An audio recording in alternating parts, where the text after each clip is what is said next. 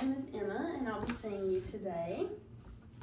So a couple of things. First off, I want to say that everything we talk about here is confidential. I'm not going to share with anybody outside of here unless it's putting yourself or someone else in harm. So that is just some housekeeping things we needed to go over.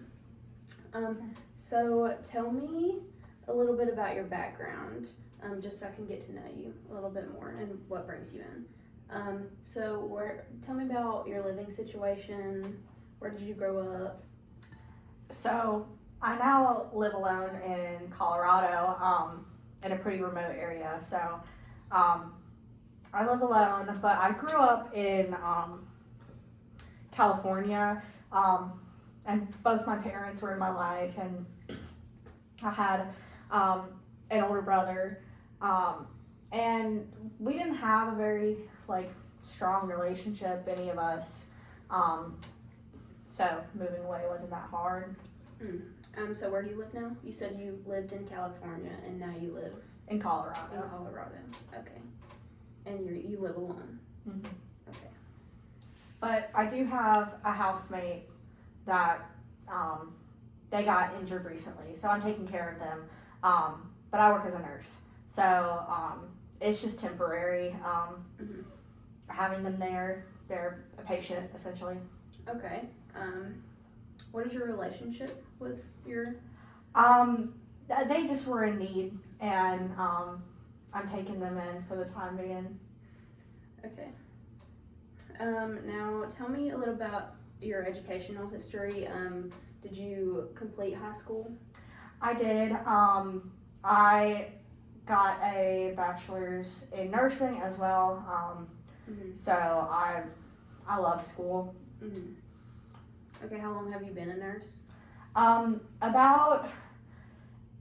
graduated in, when was it? Yeah, that's right. So I graduated around 1965 probably, so it's been about 2 decades probably as a nurse. Okay. So what are you really being brought in here for? What do you want to focus on?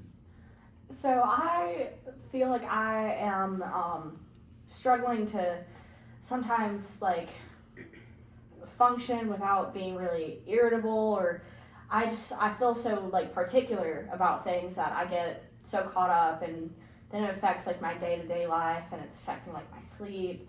I just get so irritable about things. Yeah. So you're feeling angry all the time, or just little things set you off?